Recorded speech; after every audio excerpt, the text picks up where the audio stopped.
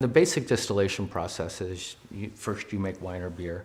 You would then load your still with the wine or beer and distill it. The reason that we use copper is most of the things that you distill have, well, first off, it's easy to work with. It's a great conductor of heat. But in addition to that, it has the added value over, for instance, stainless steel in that copper interacts with sulfur.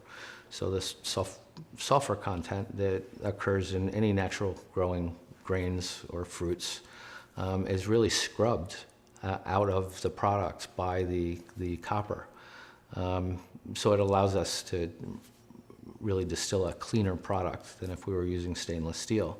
The still on our right is designed by me and built by a friend of mine who's a copper craftsman in the state of Washington. There are really large commercial stills that you can purchase.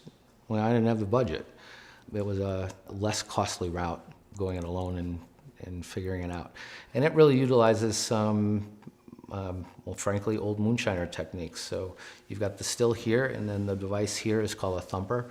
Now it's called a thumper because after it's been running for about 4 or 5 hours, the whole stand actually rocks back and forth about 1/4 of an inch. If we had built it near a wall, it'd be going thump, thump, thump.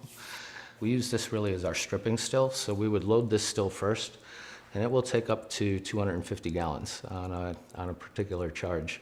So we really distill everything in this still first, primarily because we get a double distillation because of the thumper. And then after that, everything that we take from that first run that's going to go towards final product would then be distilled in the smaller still, which we use as a finishing still.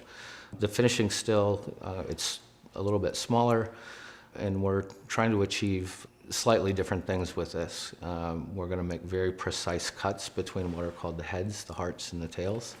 So the heads smells like nail polish remover. If you buy a really cheap bottle of vodka and you smell it and it smells like nail polish remover, that's because they leave the heads in there. We actually don't. We take that stuff out. And then the next part of the run is the hearts. And it's in the hearts that ultimately will go into the barrel for aging. And then we have the tails. Now the tails, you start to have fusel oils coming through, some off flavors. We actually save that, and then when we have enough of it, we'll run it again because there's still some good product in there, but it just needs to be separated back out.